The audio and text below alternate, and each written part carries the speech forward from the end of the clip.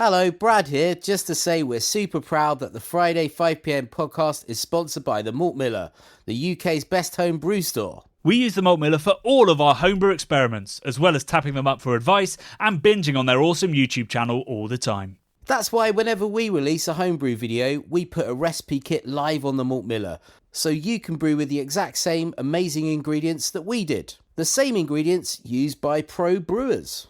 So alongside the Malt Miller's nitro-flushed hops, cold-stored yeast and milled-to-order malts, you can pick up recipe kits for our 5 Points Best Bitter, Russian River West Coast IPA, and now the fastest beer in the world, a hazy session IPA that goes from grain to glass in less than 48 hours. Sign up to their newsletter at tinyurl.com/Malt Miller to get 5% off your first order. With the Malt Miller's amazing customer service and Johnny's 48-hour recipe, you could order the ingredients on a Monday and be drinking the beer by the weekend. Speaking of which, it's Friday. It's 5pm. So enjoy this week's Friday 5pm podcast.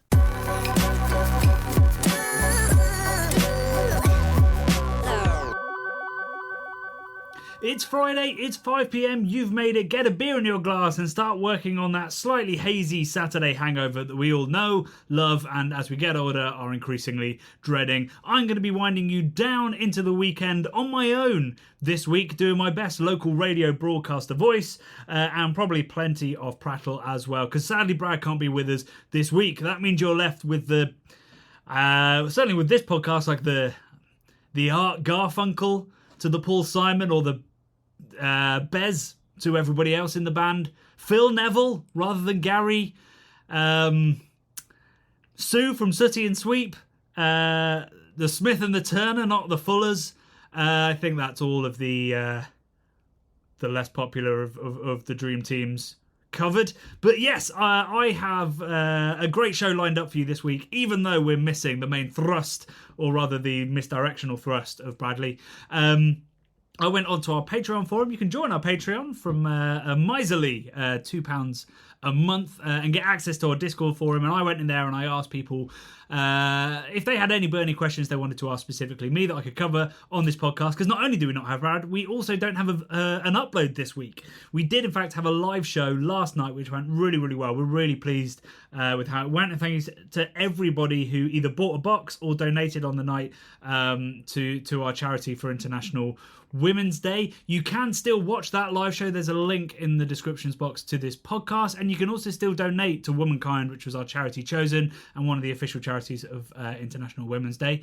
I had lots of questions, people saying, hey, why don't we talk about women's issues in brewing or other great female-owned breweries that weren't represented in the stream. But being a lonely white guy on the podcast, I thought I'd leave that to the amazing people that we spoke to last night. And of course, a massive thanks to them, to Jager Wise, Emmy Harrison West, Emma Inch, and Nadia from Brew York.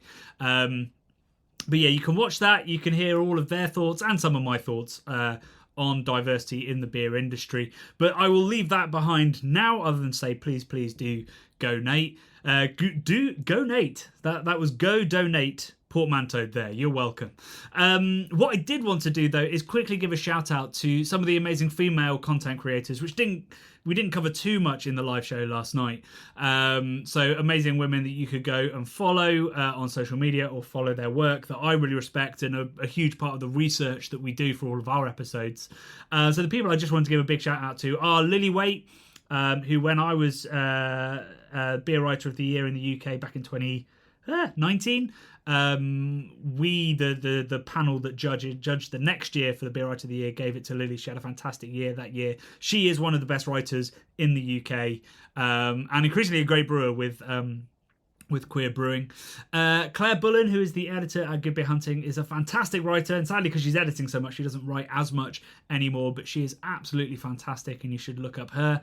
Emma Inch, who was on our stream last night, one of my favourite beer broadcasters, a wonderful podcaster, and has a YouTube channel. I don't know whether she's uploading to that still, but what she did put together was great fun.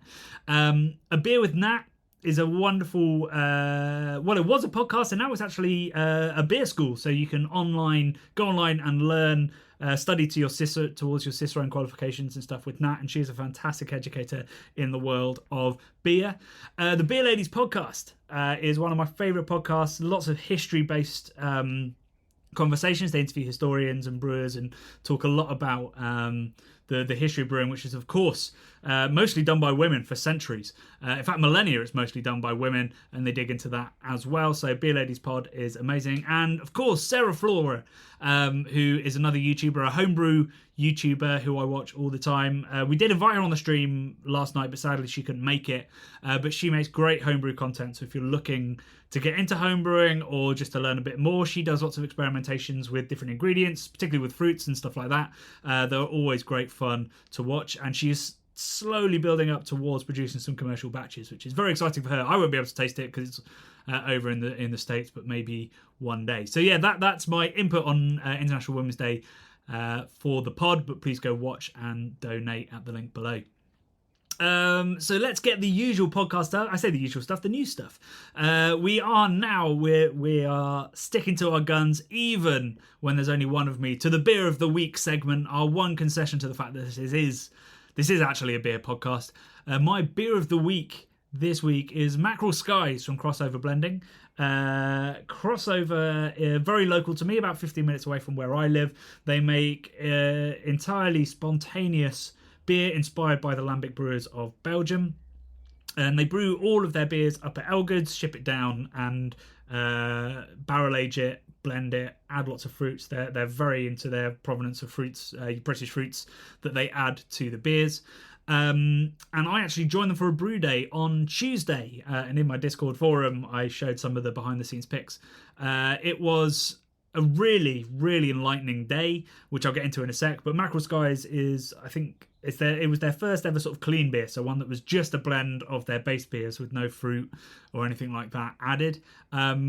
Essentially, their attempt at a Gers style beer. It's only got 1 and 2 years, 2-year aged sour beers in there at the moment because they're not old enough to have 3 years. They will very soon, but it's an absolutely stunning beer. You know, I've tasted spontaneous beer from all over the world and, of course, from Belgium. And this stuff is getting very, very close to the complexity and the quality of a lot of the Gers made in Belgium. Huge Brett character, like lemon sherbet, hay, real funky farmyardiness, but also, you know, that really sweet, spritzy, Prosecco-y vibe that a great Gers has.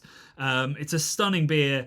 So if you see it, you know, it's about a year old now, and I think it's really starting to sing in bottle. It was a bit more muted when it was really fresh, and now it's really flying. So if you see Mackerel Skies, do pick it up. If you see their new one, which is called Dom Louis, I think that might be 3 different years of sour beer. Pick one up, but sit on it. That's what they're telling me. They very kindly gave me a bottle, and I'm going to sit on it for a year and let it really mature in the bottle. So do pick one up from Crossover. And that video that I made with them, so it's basically telling the story of how spontaneous beers are made, and particularly how they're made and dealt with by blenders who don't actually brew the beer themselves but go and pick it up from different places. It's a really interesting story because you know, they're as closely as possible trying to emanate the Belgian style of brewing, but they have their own tweaks on it, and of course are using all British fruit, some of which are, you know, stuff that the lambic producers would use, like raspberry and cherry, but also really unusual fruits like they're using plums, damsons, grapes, which increasingly lambic brewers are. But they've got their own take on it and their own real focus on British ingredients. So of course we talk about that, but we also, you know, when we went up to Elgood's, which is, you know, it's a really old Georgian late 1700s brewery. It was built, and let's be honest, Elgood's has seen better days. You know, the town that it's in, called Wisbeach, is a beautiful town. It kind of reminded me of Amsterdam. Like, it's got this big river going through the middle of it and these tall facades of buildings next to it. But definitely, it's sadly a town that's in decline. Like, lots of shops shuttered. We went to an absolutely brilliant pub, the Red Lion, and had a BLT and a pint of their bitter. Elgood's, in terms of volume, has seen better days. You know, I'm not sure they had a beer in the fermenter at the time that we were there. I think they're struggling for volume, even though the beer that I had was beautiful. You know, very traditional. To my taste, I'd have wanted a little bit more hot, but a lovely peachy yeast character, gorgeous. You know, really rich Marisotto biscuity character to it. Just beautifully made, beautifully served at the Red Heart with the BLT that I had with it. You know, it's a real shame and a real sign of what's happening in the British beer industry, in that breweries like that make beautiful traditional English ales the kind that the rest of the world, love and respect us for, and that beer geeks, travel to the UK from all over the world for, is just sort of languishing and slowly fading away. So if you see any Elgood's beer, please drink it because it's delicious, or whoever your local cask brewery is, please support them, because it was a real juxtaposition to see these young, exciting, excitable Belgian-inspired producers coming in, using the fabulous Cool Ship, using this Victorian, I think the actual equipment that they're using by now, to make their modern spontaneous beers in a brewery that can't sell enough of its own gorgeous local style. And I don't know how much that could be mismanagement, it could be anything, but the beer is not at fault. It is beautiful beer. And that story is repeated all over the country. Most of these breweries have ripped out their Cool Shits because it's not the most efficient way to make clean beer. But luckily, Elgood's and a couple of other breweries have kept theirs, either for history or perhaps somebody there kind of knew there might be a use for them one day. So yeah, that's what I'm up to this week. That's what I was up to. That video will be out in just over a month, I think. I'm not quite sure how to finish this video. Quite often we start videos without really knowing where they're going to go, particularly the homebrew ones, as you might have guessed. But I don't know whether I'll finish that by drinking a beer at the tap room. They have a great tap room, or whether with some kind of monologue across the topics that I was just speaking about in the studio while enjoying a beer. So that one, I don't quite know what form it's going to take, but rest assured I have some absolutely stunning slow-mo of a Cool Ship in action. And what's really great about the Elgood's one as well is that it, rather than sort of spraying straight down into the Cool Ship like a lot of them do, this one, it sprays upwards. It looks like something you'd have had in a 90s swimming pool in the UK, like a water feature that kids would be sort of playing in. It's quite dramatic, and it does look beautiful on camera. So it's going to be a wonderful video, however it sort of ends up. Next week's video, we will be back with our upload schedules. Next week's video is an epic that I've been working on for a long time now. A feature on Adnams, a really great cask brewery, a really forward-thinking cask brewery. So we've done we've done Hook Norton, which is, I wouldn't say very backwards looking. They have lots of modern beer, but it is obsessed with its own tradition, and for great reasons, because it is a really historic brewery with some fantastic historical beers. Adnams is a brewery, they started Ghost Ship about just over a decade ago, and that's really driven the business forward. So, they love modern American hops, but they also love traditional British styles and British hops. But they also have, a huge focus on sustainability, a focus on their distillery. So it's a really interesting story of how you balance all of those ideas, all of those slightly different businesses, all told in this, this very small coastal town that is stunningly beautiful. So we've given, as you probably know I like to do now, like a good minute of just pure reportage, pure slow-mo and birds flying and sunsets and oceans crashing, set to some ridiculous music, just to open it up and give you the feels. So that's next week. I should also say that, so we've got our next live show lined up already. We did promise to do a monthly live show, and we are desperately trying to come good on that. So I can't reveal the brewery, but it will be on the 27th. The 27th of April is our next one. So just over quite a long way over a month away. But I promise you it's going to be worth it. It's with one of the OGs of the craft beer movement here in the UK. And I know that all of the beers are going to be absolutely stunning, because this brewery does not get it wrong. And I don't say that about many breweries. It's such a truism, particularly in beer podcasts, I think, where people are, they've never brewed a bad beer. And you're like, pretty much every brewery has brewed a bad beer. These guys, yeah, I don't know. I don't know whether they have. Maybe right at the start, but they are one of the most consistent and most brilliant and certainly most influential breweries in the UK. So watch out for that. 27th of April. Put it in your diaries, because it's going to be an amazing one. Right, so now we can move on to the questions that I have been sent in by the good folks of our Discord forum. Some of these are big topics, so bear with me. I really wish we could have a derailment at some point through these, but some of these questions are also slight derailments. So the first question I've picked out is from Kavinda, who asks about homebrewing. They ask, how best to start? Is a vast kit really needed? And your personal experience starting homebrewing, and what you could tell old Johnny before he started his first brew. lots of questions there. I mean, the first thing is you do definitely not need a vast kit. You know, I was brewing on stovetop for a long time. Then I got the Grainfather G30, and you know, even after that, so it was an all-in-one kit for the brew day, but I was still fermenting in buckets. I eventually got a fridge that was hacked that could control the temperatures of it, and then shortly after that, you'll remember the New England IPA we did with Verdant was the last one that was sort of on that setup. Or was it our sour beer? Yeah, sorry, no, I think it was our potentially our sour beer that we made. But you can make, you know, commercial quality beer with a big saucepan and a demijohn. You do not need the equipment that I have that I show off in craft beer channel videos. It's very, very possible to just make delicious beer on your stovetop.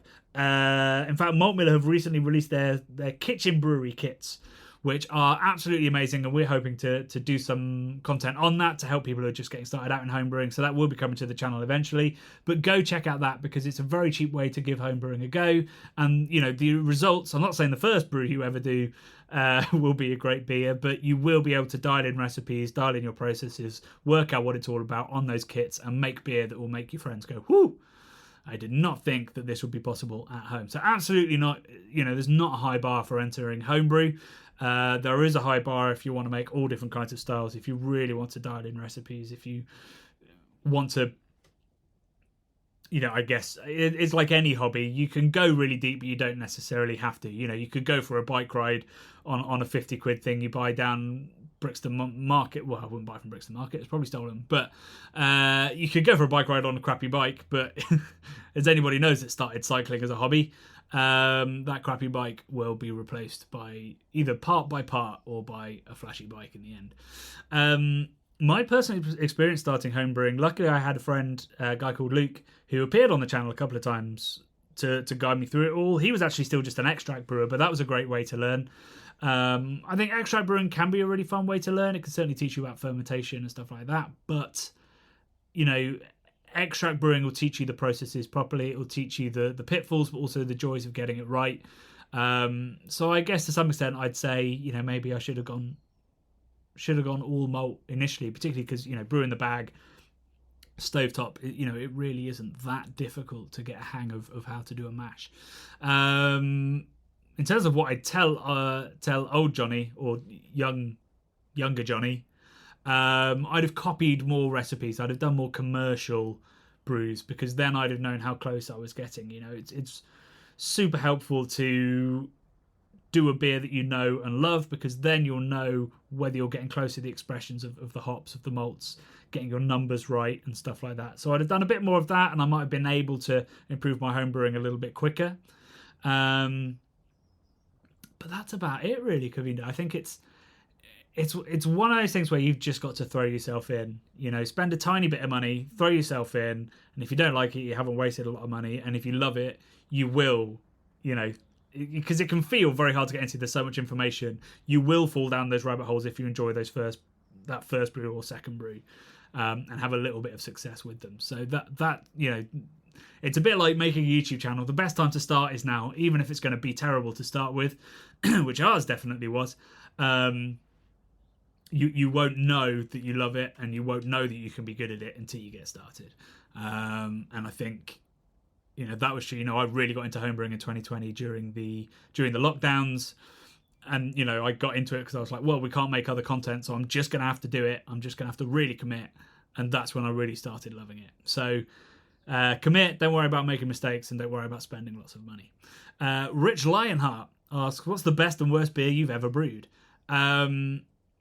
The worst beer I've ever brewed probably was that first beer that I made with Luke. It was, you know, we brewed it with him, and then he left it with us, and we didn't look after the temperature of it. We let it not ferment, but sort of condition for way too long at entirely the wrong temperatures.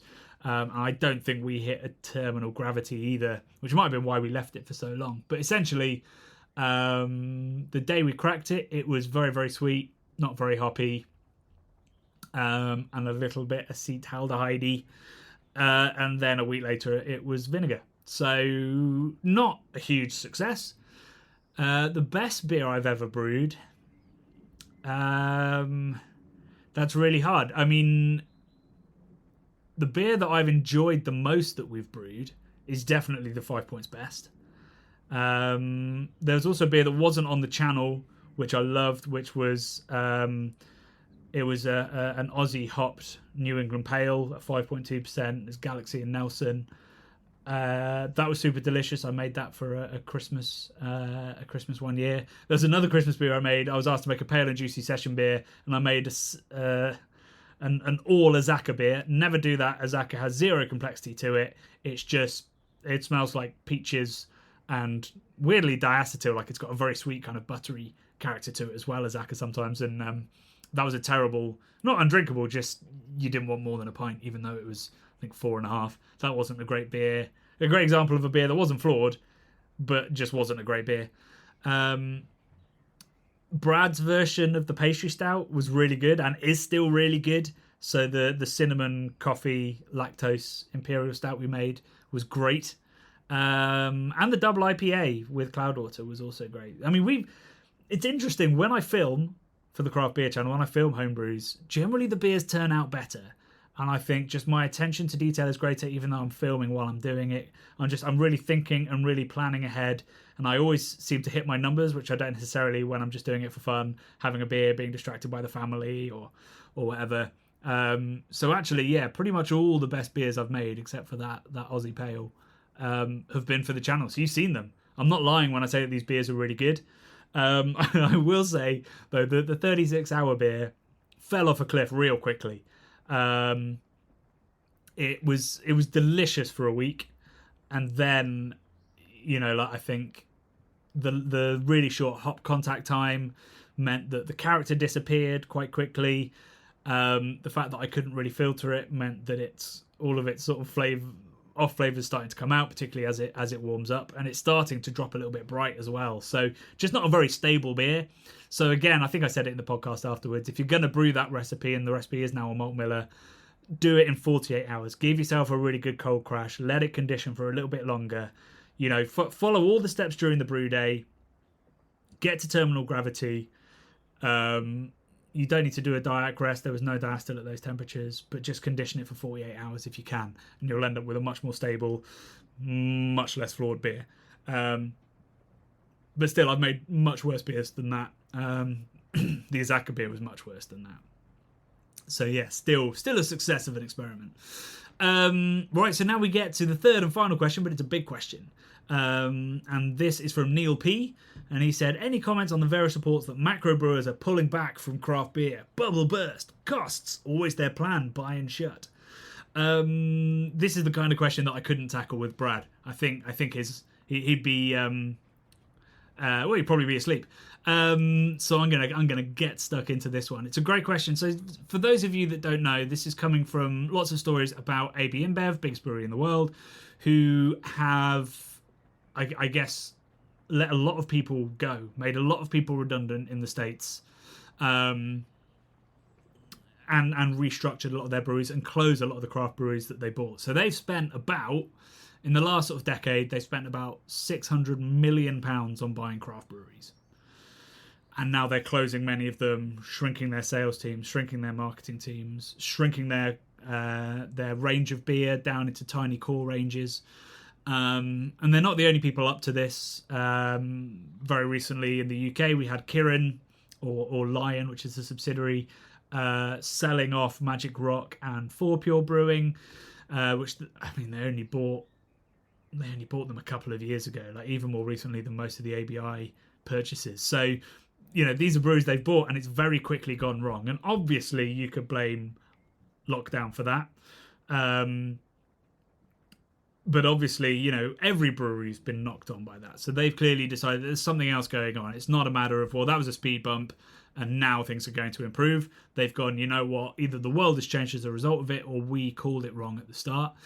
So yeah, going back to Neil's question, I think the first thing to say, was it always their plan? I don't think it was always their plan, because if it was always their plan, they'd have been buying much bigger, much more culturally significant breweries that were actually going to threaten them. If that was their plan, they've bought all the wrong breweries.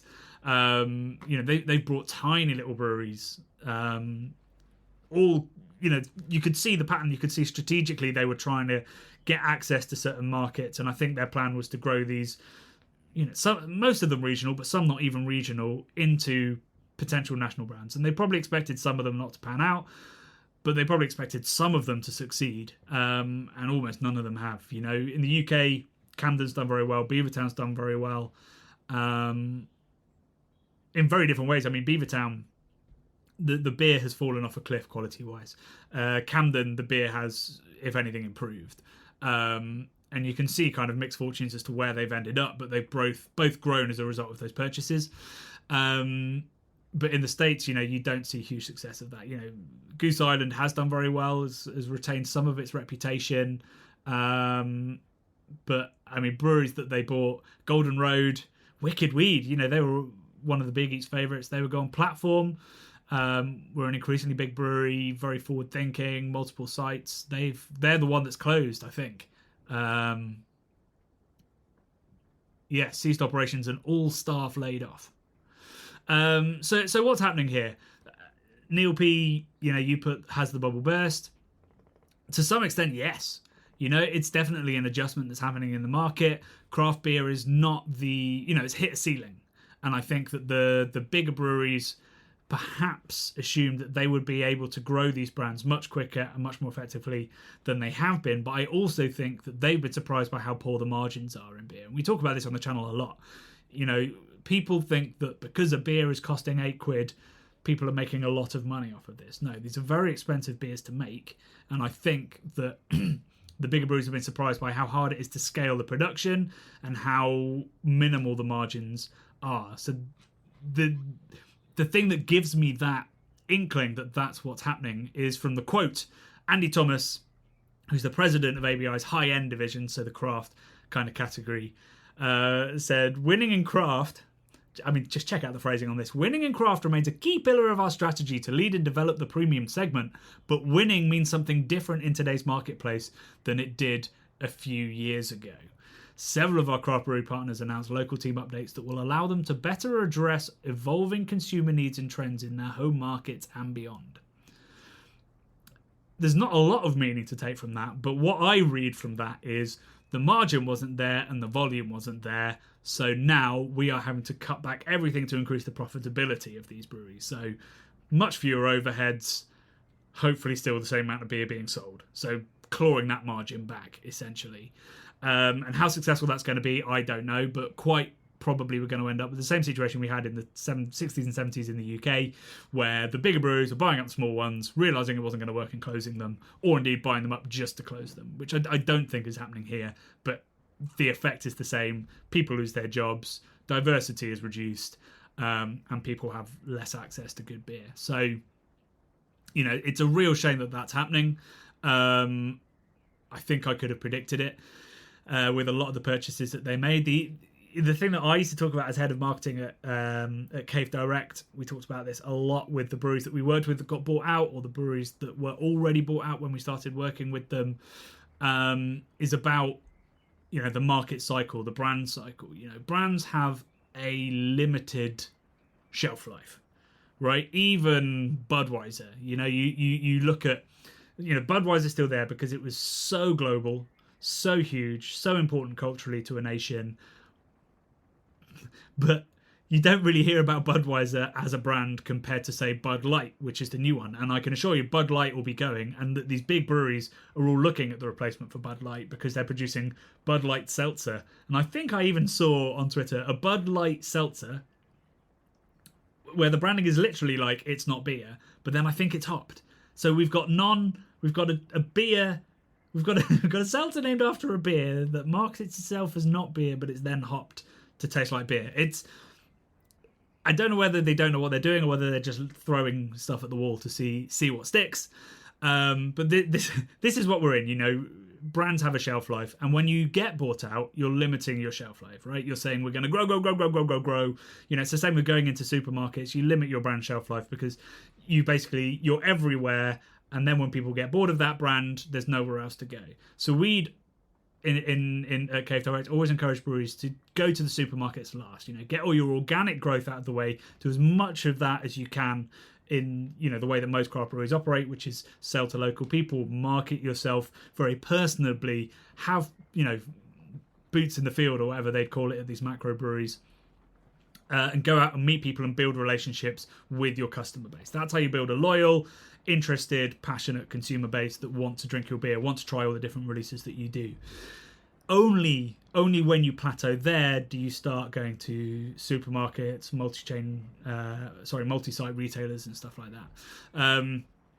And selling out is essentially saying we're going to be available everywhere. And what would have happened with a lot of these brands is small amounts of that beer would have suddenly been available in lots of places where they hadn't done any of the organic growth, where people really didn't care, and where the margin was even smaller because you'd had to transport it. So, without saying, hindsight is 2020. A lot of what's happening right now is quite predictable, and it's been accelerated really quickly by COVID and the resulting lockdown. So, where does craft go from here?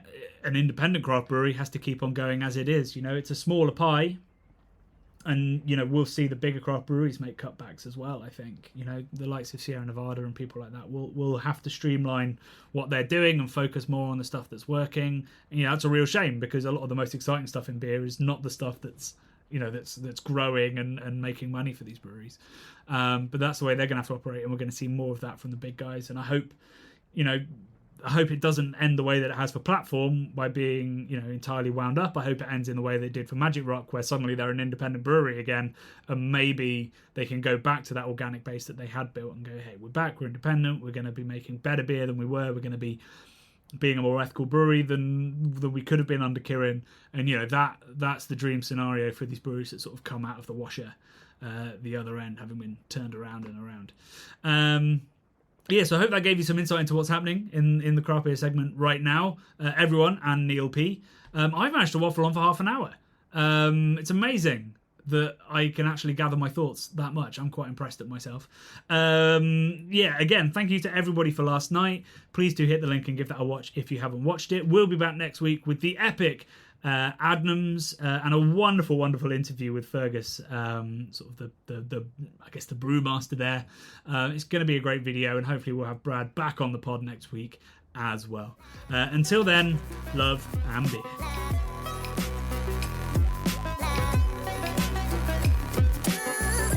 The Bubble and Friday 5pm podcasts are brought to you by the nerds behind YouTube's craft beer channel. You can watch over 400 mini documentaries at youtube.com/the craft beer channel. And if you love what we do, support us via Patreon and get access to merchandise and our amazing Discord forum, a positive and welcoming space for everyone who loves beer, food and homebrewing. Love and beer.